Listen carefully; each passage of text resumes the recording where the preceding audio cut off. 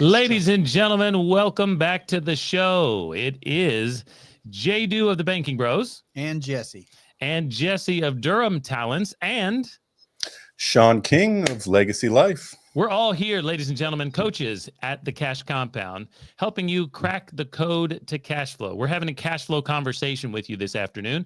And hey, shout out to Anasha, the Alchemist. If I just saw you pop on to our live stream on TikTok, I think that is. We've got our producer Lincoln over here filling in for producer Pops, his dad, Will. And he's been doing a great job these last 2 weeks. Keeping us live here. We're a little bit late if you're used to seeing us or waiting for us at the top of the hour on Thursdays. That's normally our scheduled live time where you can catch us in person with your questions, comments, and concerns about this process. What process? We're talking about utilizing tools that are available to everyone in the marketplace for cash flow guaranteed for your whole life. That's what we're talking about. There's a couple different interesting conversations we can have around that. And I say, if you guys are down for it, my coaches, we're going to go off the hip today and weave in. We're going to weave in a little bit of this stuff about health and long-term care. Okay.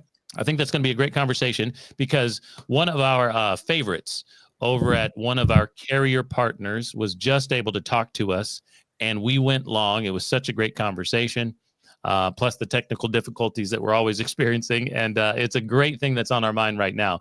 But first, ladies and gentlemen, make sure you're following us, subscribe, and join the conversation even if we're not live. You can find us on Facebook at The Cash Compound. We have a private group called Infinite Bankers.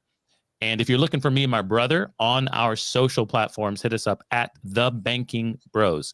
Now, gentlemen, let's get into it for the people who have been waiting long enough for us. Jesse, I'm going to start with you. Cool. We are talking about cash flow for life.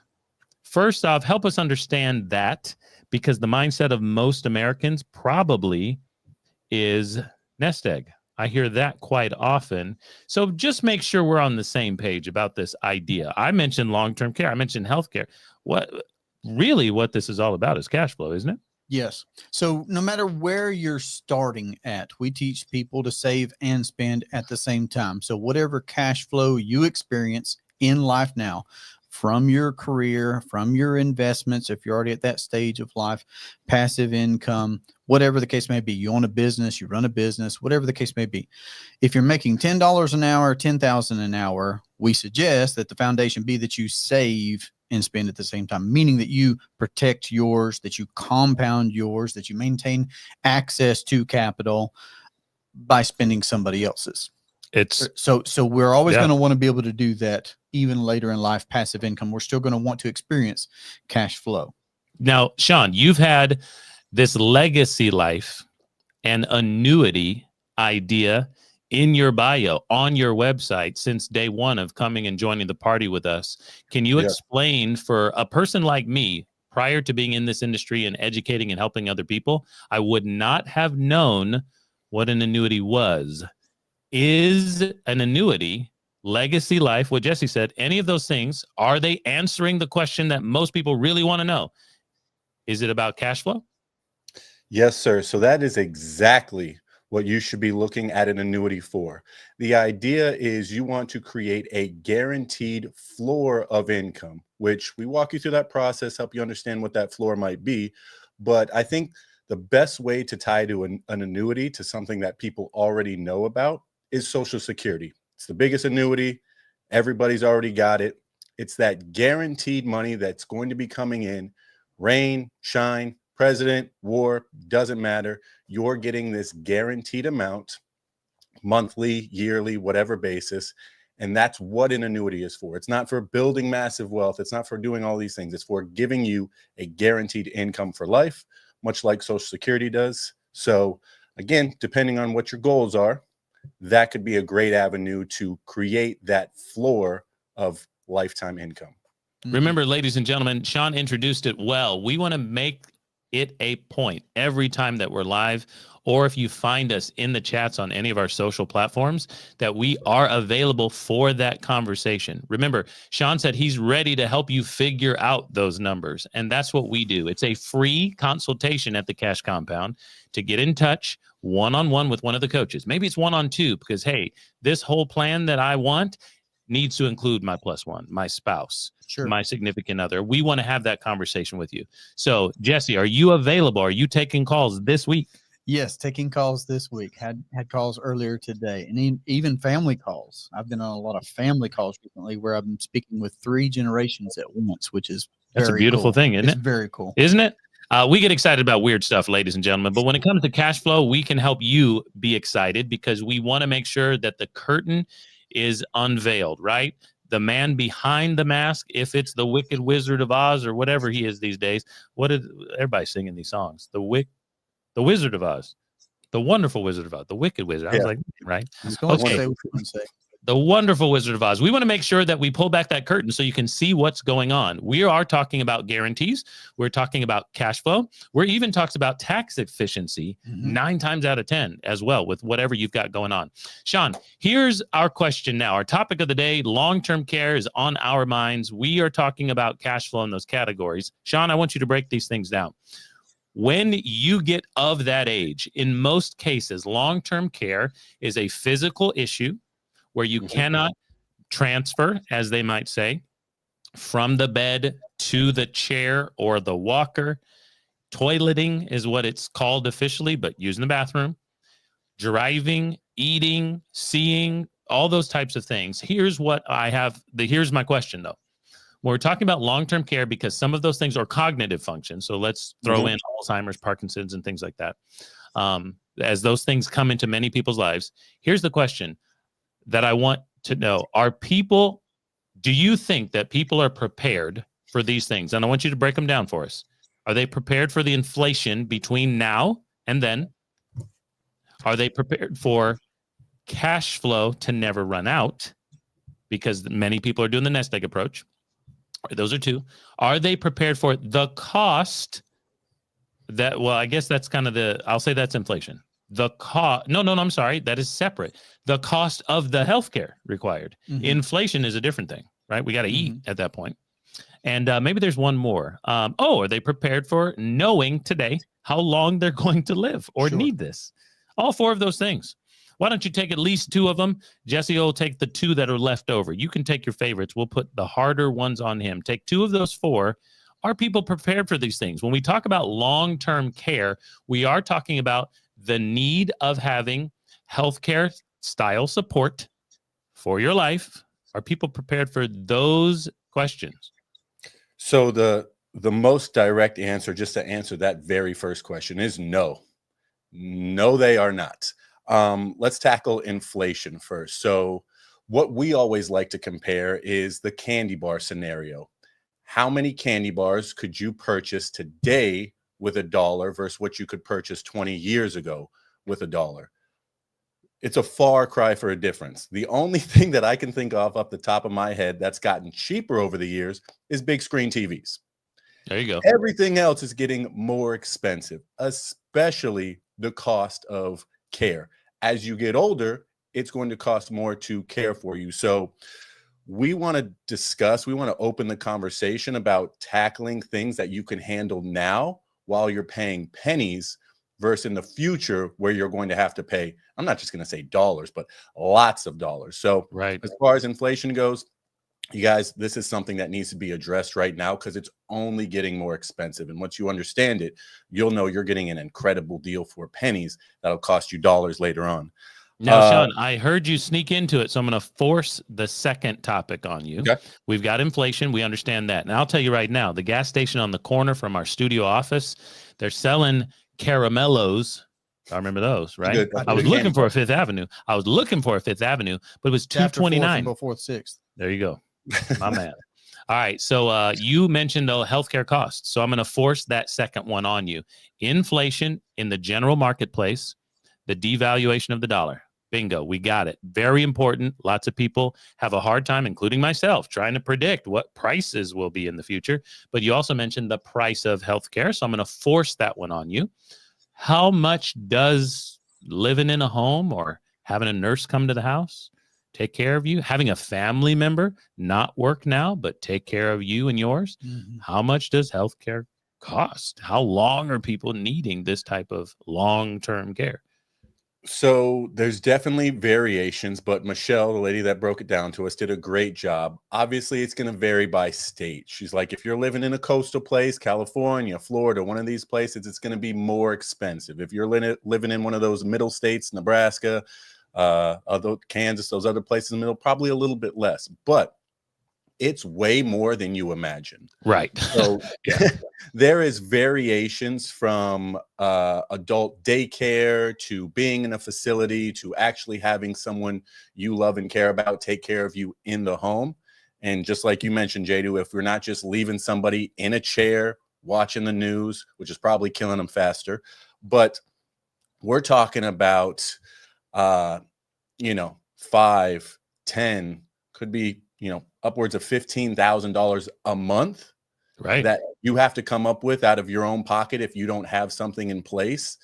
And again, those costs seem astronomical because it's a lot of work. We have a lady that we work with that currently takes care of her parents right now. And we wish she was around more, but it's a full-time job. So then you have to consider, what's the cost of me not only having to pay for this out of pocket if my family, myself, didn't have something in place already, but now I'm having to miss work. I'm having to do all of these other things that are also taking money out of my pocket that I was previously making. So I can't tell you what the cost is going to be. I can just tell you it's going to be way more than you hope or wish it was. Now, I'll jump on that to say that I worked in an old folks home, as we might call it, assisted living community, when I was in college. So this is now coming up on 20 years. I started working there 20 years ago. I know this Baby Soft Skin and Lubriderm threw you off, people, but I'm at that time 19, 20 years old. I start working in a facility that was comparatively pretty small facility. There's probably about 50 people in it, and it probably held about 75.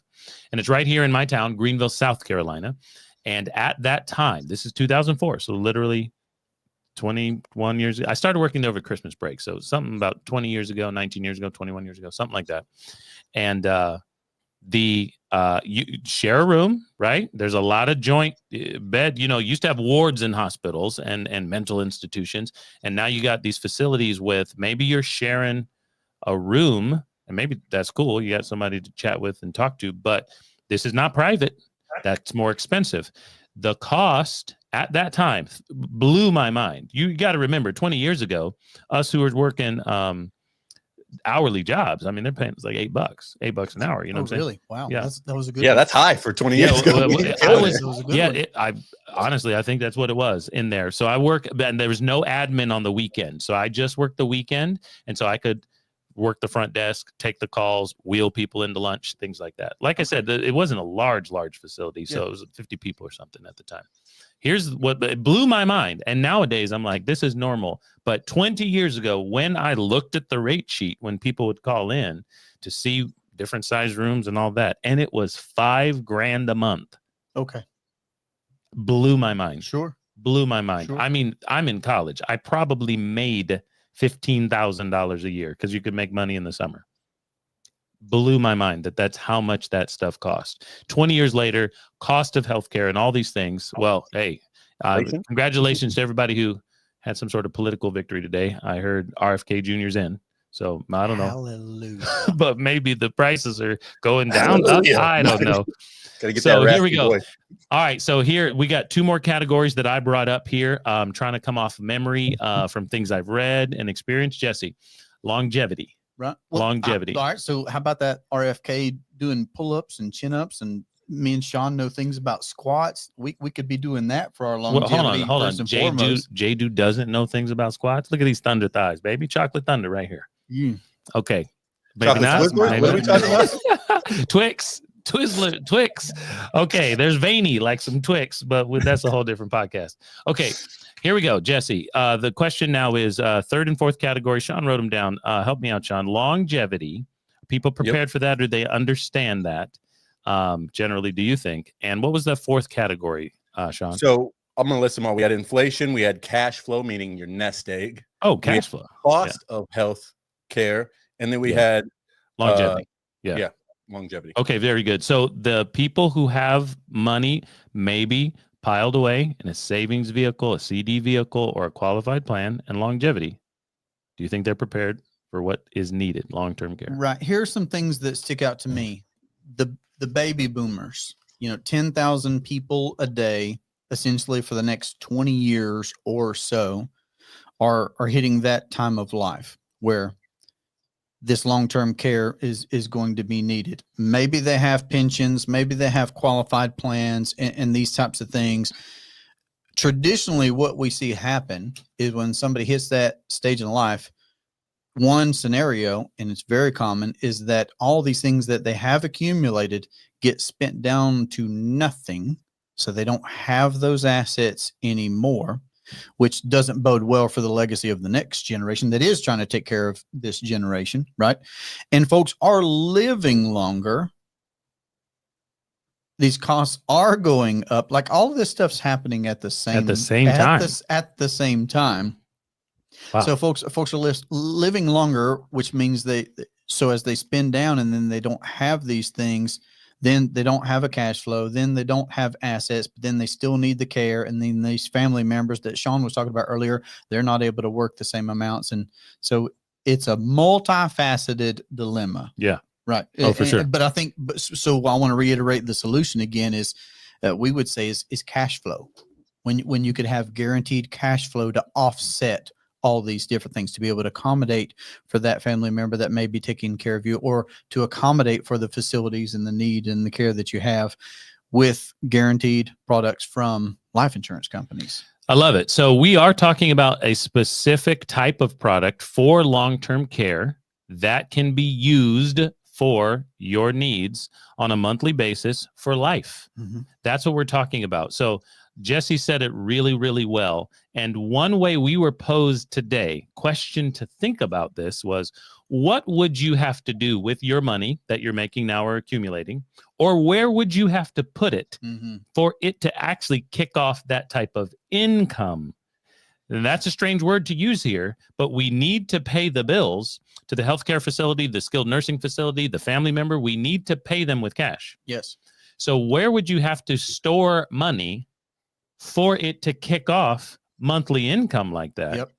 That could actually be used to take care of this massive new need, because likely prior to 60, 70, 80 years old, you didn't have this bill at all. Right. Right. You were out there working, and now you do. And now it's a +1 situation, and maybe she has it or he has it. We got a lot of banking beauties out there who are considering this. And a lot of these folks, these matriarchs of the family, are quickly becoming the matriarch because someone is getting old. They're the ones who are burdened with the care of family members, right? Mm-hmm. They're the ones that maybe don't have, they've been caring for children in the home. They've been homemakers and they just didn't work. Maybe he worked and she didn't. And now they're driving people to appointments. Yeah. Now they are picking people up and putting them down. So how's your squat, right? If you got to now, farmers carry grandma around. I mean, these are legitimate things. As much as we might make fun of the terminology, sure. Many of you watching this on the replay, hit us up, put replay in the chat. Because you've actually seen this happen in your family, or you may be dealing with it now.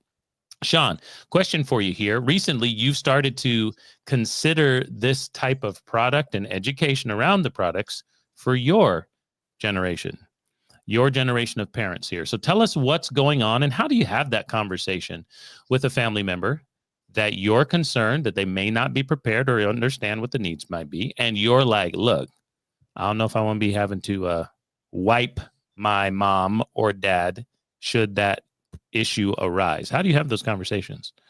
So first, you got to be careful with this, because you're talking to your parents here in most cases. And I try and come from a place of appreciation.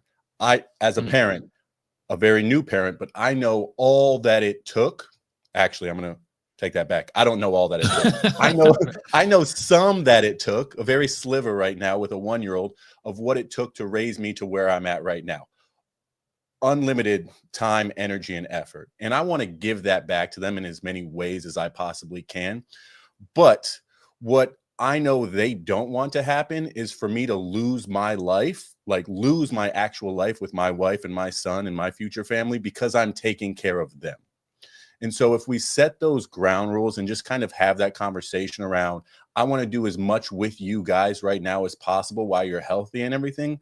But what I know that you don't want to happen is for me to lose my life because I'm so busy taking care of you guys. So let's have a conversation about what happens next. And Michelle gave us 2 great questions to ask people. And I would pose you to ask these to your parents, your, whoever, your grandparents. The first one is, you may not need care, but what if you do? And then how will that, you let them answer, and then how will that impact your family? The family being me in this situation. How will that impact if we have to pay this $5,000-$10,000 a month to get you the care that you need? The second question is, if you did need care, how are you going to pay for it? And so all we do is we want to pose those questions. And luckily, I have cash conversations with my parents. We have that family dynamic because we've created that. So that door is already open. But when I asked them what their number one concern was, it wasn't starting an infant banking policy, even though that's something that we have in place for them. It was the long-term care aspect. They want to make sure that they're going to be provided for each other, so they don't have to completely exhaust the money that they'd saved when that time comes. So you just got to ask those questions and come from a place of concern and genuine care, because again, I want nothing but the best for my parents when that time comes, but I don't want to be wiping their butts, man. That's not, and they don't want me wiping their butts either. They don't want me to see them in that stage of their life and having to do that for them. So now, ladies and gentlemen, you can tell from the way Sean is posing these questions and conversations with his own family, what we're doing here is we're starting from a place of love for the people around us. That's what cracking the code to cash flow really is all about. How do we become good stewards, good managers of the resources we've been given so we can have a lot of energy and great times with our own parents? I love the way Sean put it. Hey, mom and dad, he has a very close family. I have not been able to meet them, but I know they literally and physically live close. So he's able to have this conversation with people that already know, like, and trust what he's thinking about their future. And that is a great place to be. Not all of you are in that place. Jesse's family dynamic might be a little bit different than that. And me and my brother here at the Banking Bros, we've had some of those conversations, and they do get kind of weird or awkward. So Jesse, I want you to take that approach. You have a large family. I know that. You have a different dynamic, I'm sure, than Sean. But your family also kind of lives in a geographical, pretty close location. Are your conversations different than that? Have you been able to have these conversations with folks? And how do you think about the long-term aspect, care or not, with your family from your generation and the generation before you? Right. Well, I like Sean's come from of the appreciation. So I thought that was great, Sean. And I would like to implement it in that fashion as the foundation. So I had an opportunity, thankfully, to help some in a way with my grandmother when she needed some in-home care before she did actually move to a facility. So while it was new and weird and challenging, it was an honor, so I was willing and did want to step in and help with certain things that she needed help with at home. And that was great. So that's a memory that I have now that kind of colors how I want things to be moving forward. But I've not been having those conversations with that generation in between. So I'm actually in the moment of inspiration right now where I'm thinking through these things, and we've not really had that part of the conversation. We've had more conversations around legacy, around family banking, and not so much around long-term care and what do you want things to look like. So yeah, I'm still formulating that stuff, really. I love that. He's at a moment of inspiration. If that is you, a moment of inspiration, maybe the light bulb is coming on and you've not had these conversations at all because you've been busy living your life and not thinking about it. you need to schedule a call with one of my coaches here. Let's walk and talk through your scenario of cash flow, no matter what your circumstances are. A lot of times when you're coming to the cash compound and you hear some of these buzzword terms like infinite banking, you're thinking about the products. Mm-hmm. And that's a part of it, of course, but we need to be thinking about the problems that these products solve and the process of using them in the right way. That's the conversation we can help you get into in a free consultation. No money down, no money at the end of the conversation. We want to make sure that you're having this conversation on a holistic platform. Right. The holistic platform is, well, what if I'm old? What if I'm young? What if I'm healthy? What if I'm not? What if I have parents? What if I don't? What if I have children? What if I don't? It's a holistic conversation when we're talking about cash flow. So we don't want to push products at you too soon. Now, we have had, let me tell a story here. And my brother and I, over the course of the holidays, were able to spend time with our family. We have siblings. We have mom and stepdad. And we were able to bring up some of these conversations. Good. And I'll say again, I'll reiterate, we kind of have a podcast that mentions this, but there are a lot of people who are just concerned with cost. They're like, we get it. We know we want it. We see the problems that it can solve. We're concerned about the cost. I mean, mom is old now. Dad is old now. People aren't as healthy as they used to be. So how do we start where we are? Let me give you this food for thought here. I'll turn it back over to Sean for some more reflection. But we started to look at this as the 6 siblings in my generation. I'm the oldest of 6. Well, we know that mom and dad in the normal course of events will go before us. Likely, they will need care, at least one of them. It's way more than probable. The percentages are nuts. And if they have a hard time with cash flow of taking care of those costs to pay a premium to get a bunch of money, maybe we all split the cost. Great Yes, strategy. sir. What do we all split sir. it? Yep. Obviously, 6 of you. yeah, there's 6 of us, right? And maybe we're not at all at the same financial place. No family is. The largest discrepancies of wealth are not between families. It's in families, within families. Oh, I've got a sister in college. Maybe she's making 15 grand this year. Well, I've made 15 grand in a month before. So maybe we prorate, maybe we consider, and here's another thing that we had to talk through is like, in all honesty, the family members who are most likely to help in that time of need physically probably won't be the boys. There's 3 boys, then 3 girls. We're older than they are. We already have families. None of the girls even have kids. One of them still in college. And we were thinking, if something happened today or tomorrow, it wouldn't be me that would actually be taking care of it. Why don't we prepare for the one sibling who's most likely to take care of mom? Right. All sorts of interesting questions that you can have and great conversations that help the community of even your own family. Sean, give us your insights on that. I cut you off a little bit earlier. You might have more things to think through and say to help the average person start their moment of inspiration. What you got? No, I'm right there with you. And I think inspiration is a great way to kind of approach that. I'm having a lot myself right now because I wasn't extremely knowledgeable about the whole long-term care idea. I mean, again, we come from the side of infinite banking and teaching people how to take back control of the money in their lives. But that's just another piece of the whole equation. So I think where we come from as a group, as the Cash Compound, is a point of education. I think the focus has got to be around being willing to learn how to put yourself in a better situation for the future. And we're doing that around the cash flow style of stuff right now with the banking aspect, but also you're going to pass. You're at some point in time, you're going to graduate. And Michelle gave us a great stat. If you have a spouse, there is a 91% chance that one of you will need long-term care. Not sure for how long, but there is that's a 91% chance is 100% chance. It's 100% Right. chance. Right. So I think just being willing to learn about what the possibilities are, because she showed us some numbers and stuff I'm in my 30s. She showed us something for somebody in their 40s. And I was like, that's so affordable. Like, that's insane for me to be able to start that now. She even pulled up some options for my dad who's 65. And I'm like you said, I'd be more than willing to go in on half of this with you if you'd like. just because I know what it's doing for him and I know long term what it's doing for me. So there's a quote that you guys say all the time, and I hear it a lot of other places when we're talking about infinite banking, and it's cost is only a concern in the absence of value. What am I getting for what I'm spending?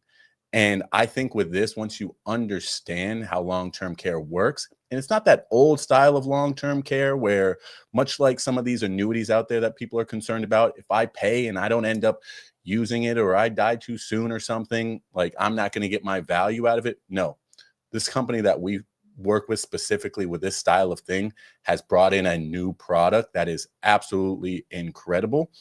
And so I think just understanding the value of what you're getting will make your mind switch like that. And then you got to be coming from a place of concern about others, because of course this is going to be helping take care of you.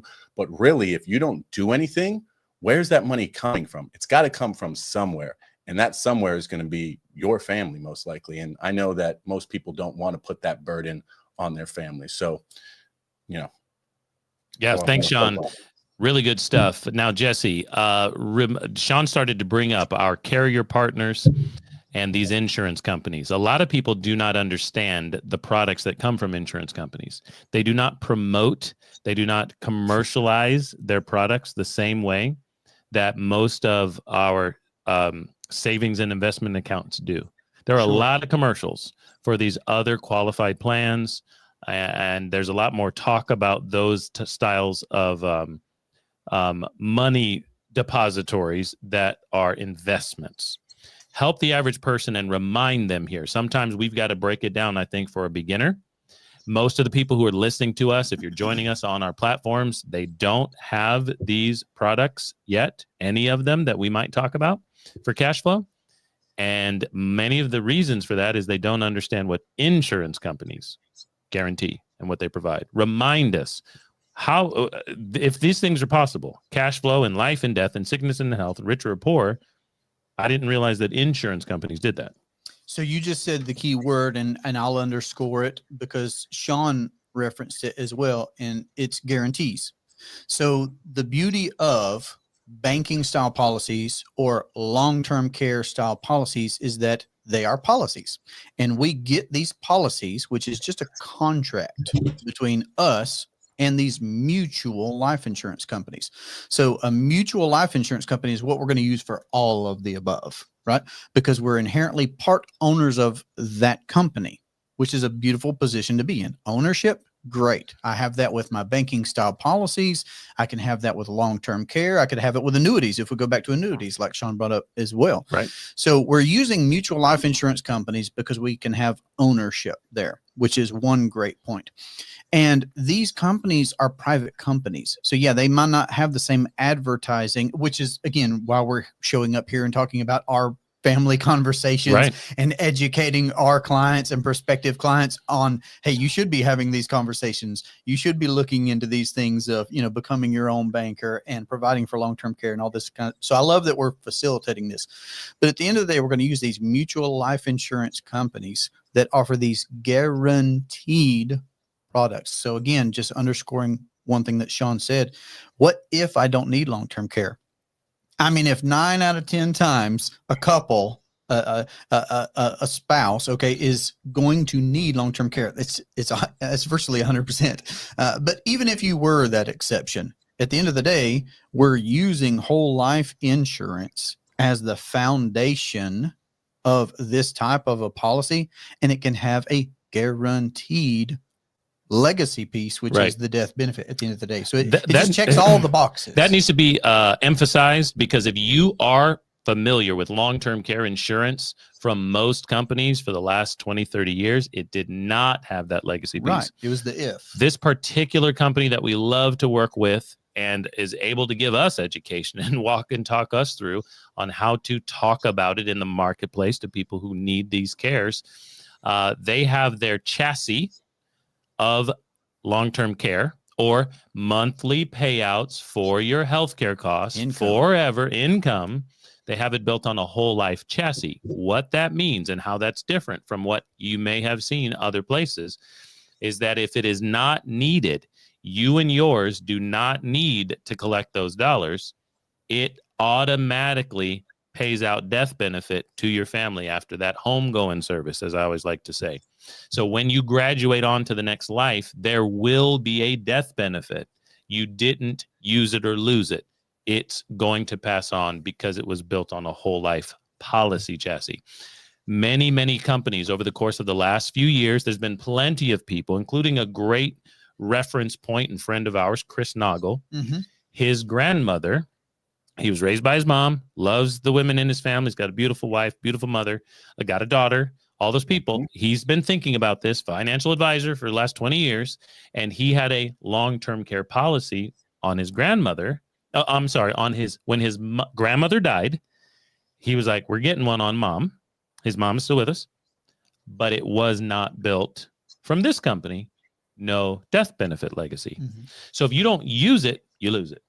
You don't use it, you lose it. And of course, if it's not built on a lifetime chassis, or it has a rider for lifetime pay or income, then you can run out. Well, the company that we are talking about also has the rider. Throw it on there. I'm not going to take the risk of paying for this only up to a certain amount, but then I live longer. Yeah, then I live longer. I got, what if I get the Alzheimer's, right? And that is a terrible disease to have to live with. It looks fine for the person who's there, but the rest of us are watching this guy, and maybe they've lost their mind or some of their physical faculties, depending on what they have. But what if the money runs out? And this person's body is still going to live for another decade. Right. That's wild, to think about. But I think we should be planning for it. Ladies and gentlemen, remember, insurance products are things you have to buy before you need them. All right. You've got to buy them before. Once you need them, it is too late. So let me shout out again to the opportunity to get on a phone call with us one-on-one. We do want to chat with you through this process. So you can find us at thecashcompound.com or click the links in whatever platform that you're watching or listening to us from. Get on our calendar. We'll call you and we'll ask you questions until you want to ask us everything. Some of those questions that we ask you is, hey, what is it that's concerning you? Sure. Simple question. Maybe we'll give people a little brief on what a consultation looks like. Sure. So I asked those questions. What's on your mind about code cracking cash flow? I'm ready to have that conversation with you. So there are guarantees. You never run out. Sean, how do you like to lead a client? How do you like to listen to a client? How do you like to love a client on a phone call that you take? So normally when we get on the phone with clients, they've seen at least a piece of information. So they've either read the book, which I'll hold up here in a second. They've either read the Becoming Your Own Banker book, which is a great base of your foundation. They've seen the 3-cup setup. So they've got an understanding of how money moves within your policy, within your banking system, or they've seen the full save and spend presentation. So my first question to them is, I tell them a little bit about my personal situation, how I've used my banking system, and then I open up the floor for questions. I'm here to be of service. What type of stuff do you have questions about? Let's clarify that. And then we'll get into a couple goals, what you're trying to accomplish with this, because everybody comes to the stage with a little something different. I'm trying to pay off debt. I'm trying to finance a future purchase. I'm trying to make my little green men go out and make me more little green men. It all depends on what they're trying to do, but it's a lot of listening to, you, which most people, I think, miss most times. A lot of people want to talk a whole lot, but they don't want to listen. We want to hear how we can help you solve your problems, your cash flow problems. So I give them the floor. And if they don't have a whole lot after I answer those basic questions, I start asking them a little bit more about their personal situation and trying to figure out how this style of banking can help them achieve the goals that they're trying to achieve. Jesse, when you're on conversations with friends and family out there, oh, we got a question or nope. Let me see if that. Nope. Okay. I don't know that one out there. Appreciate you though out there on YouTube. Hit us up at the Banking Bros channel, subscribe, ring the bell. School's in session. Jesse, same question. When you're on a call with someone, give us some specifics. How do you like to handle that call? You were on calls yesterday, the day before, and the day before. Yeah. What are you walking people through, or how do they lead you, and how can you help them? Yeah. everything that Sean said, underscore that. And one framework that I might use when it comes to they've seen the information, they know they want to implement the concept, they've asked those first strings of questions like Sean was asking. I love to use the framework of, okay, paint the picture for me. What's the top one, maybe two financial goals that you have for the next 12 months? Okay. All Yeah, right. So good question. so thinking long range is it's the number one financial principle around here. But I also want to look very tactically at what's at the top of your list. So give me that 12-month goal that you have. And it could be debt. It could be that next purchase, whatever, like Sean was just saying. And then I like to look a bit more mid-range. Okay. Because everybody's in a different place. Maybe they're in college now, but 5 years from now, they're not going to be in college. Or maybe they're in this career now, but they actually have an entrepreneurial spirit and they're looking to launch this. So I want to know some mid-range stuff. Okay. What is on your radar for the next 5-10 years? And then, of course, at the end of the day, we still want to be able to facilitate these lifetime goals and aspirations and plans that you have and build a custom banking system for you to be able to accomplish those legacy goals, even those intergenerational goals and plans that you have. I love that. There is a need to start out, as they said, I love the intergenerational goals that you may have. First, you have dependence, right? Mm-hmm. We need the help of other people. Sean talked about his new son, 1 year old. And then we talk about independence. Well, how can I get out there and do it myself, right? We come of age as men, we're trying to go to college, get a job, find a girl, beat something down in the forest, drag it home, that type of thing, right? But then we start thinking about once we have children, we are all fathers here, we start thinking about interdependence. Well, how are we supposed to live in community with these people? I got these people running around my house. We made some people. Yeah. And my parents are part of my life, very much a part of my life. I know your mother's a part of your life. Sean's parents live right there with them, and me and my brother seeing mom for the holidays and things like that. Well, how do we live in community and how can we prepare for that? Yes. Not just in the hopefully, the faith concept that your parents may have passed on, not just in the health concept. Hopefully you guys are still practicing and doing together, but also in the money category. Like this should be we've talked about eating better as a family. Mm-hmm. We've gone to church together. Why is money not a topic? We should be talking about this. We're bringing up the topic. Yeah, we're going to bring up the topic. Mom and dad did their best, but we never had those conversations coming up. Fortunately, in our family, I think all three of us have somewhat of a relationship with our familial community that they kind of look at us as like, well, they know stuff about money. They want to talk about money, and it doesn't have to be weird. Beautiful thing about that is maybe if that was not a part of your upbringing or childhood, or it was a very negative relationship with these things like money or politics or religion or something like that, bringing it up in a way of appreciation. I love that Sean said. Yep. And a way of questions. How do you want this to happen in the future? That's how me and my brother did. Collaboration. Yeah. Can you give us a taste of what happens if? What do you want to happen if? That allows the trauma and the walls to be broken down, because we now can have those conversations with our parents, even though they never brought them up while we were growing up, and they did not initiate them since we were adults. But now we can have those conversations. And it's a beautiful thing. If you're not on our Facebook group, we have a private group called Infinite Bankers. I'm going to tell you about a post that I launched this morning. I put a post in there, and it helps you understand a little bit about what I'm doing in the intergenerational category. So once again, that's Infinite Bankers. And in that group, you're going to answer a few questions for us to make sure we keep out the riffraff. But we want you to be in there, ask your questions, and join in on that conversation. Yesterday, after school, I had car line pickup duty yesterday. Mm-hmm. One boy, we have three. One boy, he's with mom because he had a tooth situation. They had to pull one, cap one, crown one. He was out. The other two I'd go pick up, and they're 8 and 2. Okay. Little guys, right? Second grade and primary school. And I said, fellas, we got to go over here, run some errands. They said, sounds good. As long as we're playing some good Spotify in the car, they good. We rolling, right?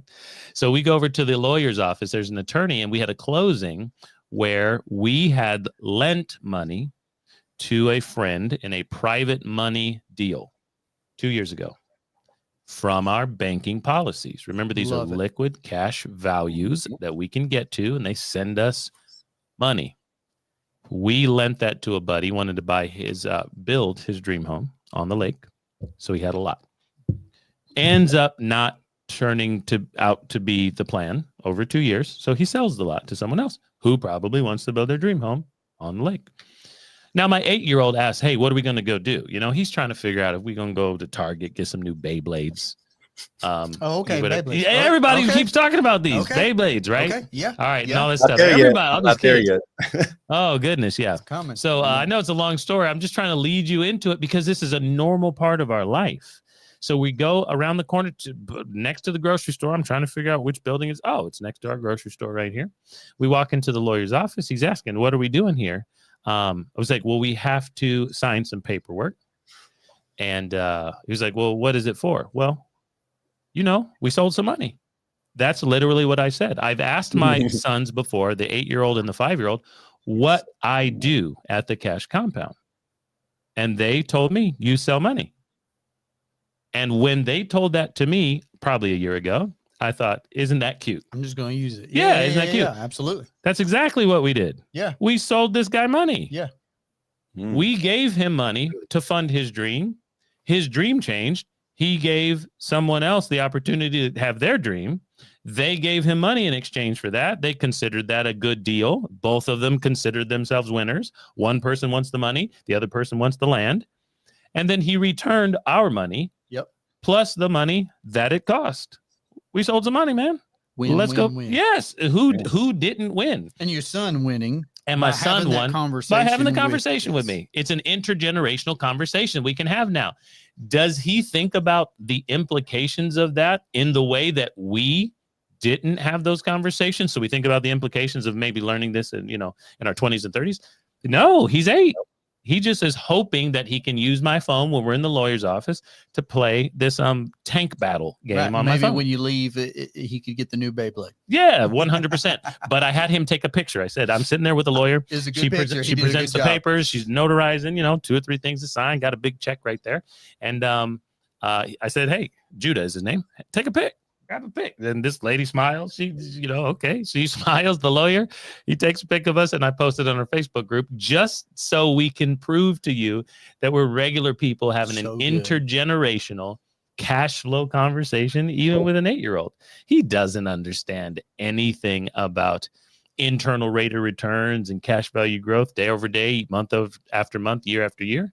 But he knows we sold money. We helped someone get their house going. They were thankful. We pick up a check, post on Facebook.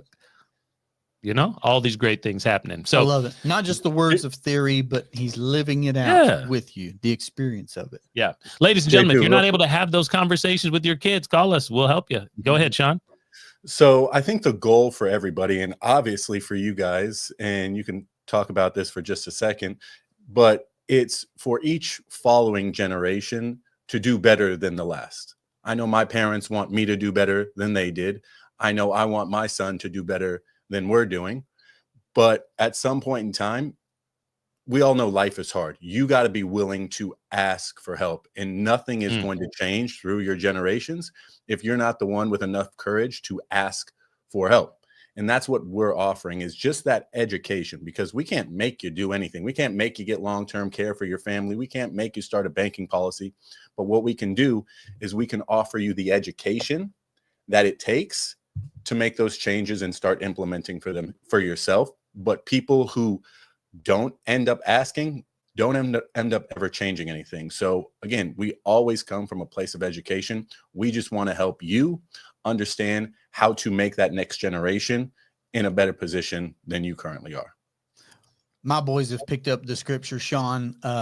There's one, and they will say it to each other now, especially my 2 sons that are close in age. They'll say it to each other. If one of them says something, he'll say, well, you have not because you ask not. I think There that's you so go. good. I think that's so Message. good what you brought up. Message. You remember those Wayans movies back in the day? Message. We trying to drop some knowledge on you, ladies and gentlemen. We've got a few more minutes of our cash flow coaching here, and we want to have that conversation with you. So if you've got something out there and you happen to be listening or in the replay, drop it in and we'll get to it as soon as we can. Here's my question for you, Jesse. I want to ask both of you this question, but I started to realize, because we started talking about our children, our families, our parents, started the conversation off with long-term care. I started to realize that all three of us come from a very similar background in that we generally have good relationships with family members. But we are doing something that's not normal, right? All three of us. For sure. We're doing something that we are the anomaly, and we didn't learn it from our family. We did not learn this type of career from our family. Correct. So here's the question. You grew up in the same house with several, you've got lots of brothers and sisters. Sean has at least one sibling. I'm not sure. We'll ask him in a second. My question is, what's the difference between your situation now, knowing what you know and doing what you do, from a family member or a sibling who is not doing? I'm sure there's somebody in your family who's on the other side of this spectrum. And that's an interesting thought that I just had. And I want to know your take on that. You guys grew up in the same house. Your mom loves everybody the same, I would assume. But you're doing stuff different than they're doing. And you know, in your family, especially, you got a large contingent of Durhams out there in the clan. Like, how things are different for some people, I'm sure, very different. Not everybody's catching on. Yeah. You make me think of that story or that proverb of, two siblings were raised by a parent who did X, Y, or Z, right? Maybe alcoholic or whatever. Sure. So one child says, well, of course I had to turn out this way because my parent was an alcoholic. The next one says, well, of course I had to turn out this way because my parent was an alcoholic. But one of them became an alcoholic. One of them didn't. But they still gave the same reason of why they were in life where they were. And it was because, well, my parent was an alcoholic. So hopefully you're following me on that. I'm with you. So that's my way of saying, I don't know. I actually have some ideas, right? But what makes somebody unplug from the matrix of conventional financial paradigm? I don't know.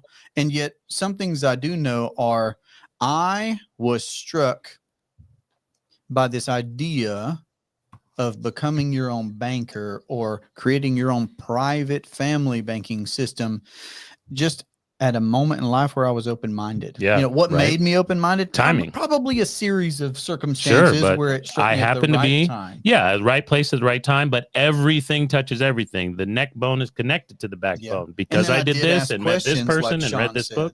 Yeah. So when I saw it, I did ask questions. That would be another piece I would say. What advice would you give out there? Somebody wrote in our Infinite Banking group on the Facebook. I just realized I saw this, and I think I was driving, so I did not read it in its entirety. But they said, hey, I'm having some problems. I'm hearing what you guys teach and preach. And everybody in my life would be negative to me moving this direction. Yeah, I saw that. Sean, I'm going to throw that one at you and throw in conversations that, what makes you different from a sibling or a brother-in-law, sister-in-law. You're married.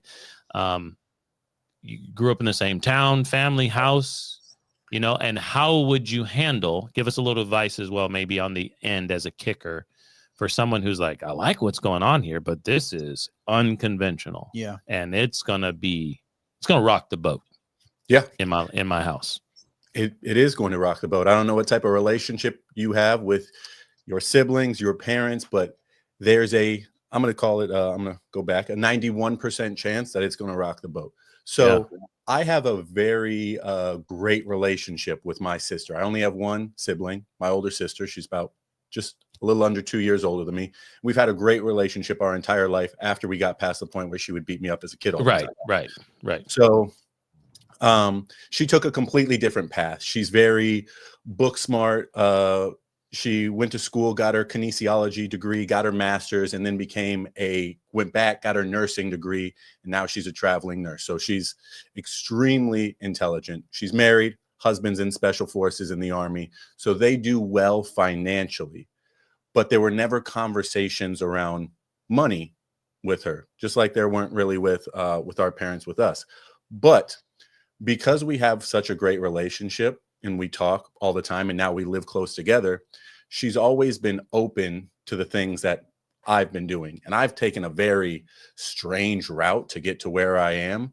Just like Jesse, I don't know particularly how I ended up here, but it's because I was curious. And I think being curious is one of the most important traits that you can have, is just be willing to want to learn more. So she's been open to getting life insurance policies. She's been open to trying some of the other things that I presented with her.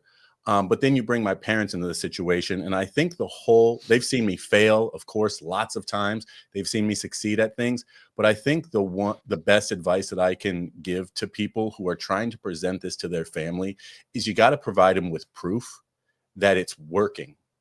And so you have to implement it in your life, and you may not be able to approach your parents right now or your sibling right now about it, even though you want to. But once they see it working in your life, like my dad is just getting his first policy. My sister is just getting her first policy.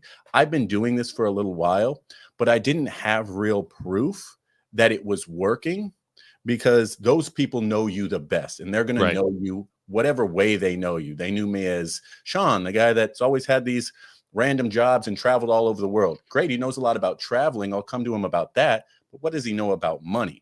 Until you start learning, educating yourself, and again, implementing and being able to show proof. So now I can show them I paid off $60,000 in debt. I put money out in investments. I do all of these things. I'm probably the most financially stable person in our family.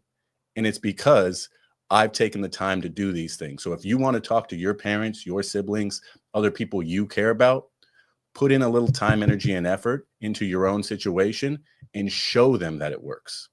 I love it. Let's remind those folks out there on that Facebook page, if you happen to have been looking, learning, or listening, I have not read your entire comment, so I will guess and extrapolate a few things. Like Sean said, I think it's time for you to go ahead and pull up your big boy pants and move forward. Whatever move forward means to you, there are people who are supposed to be the trailblazers and the early adopters, and that just sounds like it's you. Yep. You have a responsibility to get started and to educate and to have, what was great about this conversation, a better relationship with the people around you.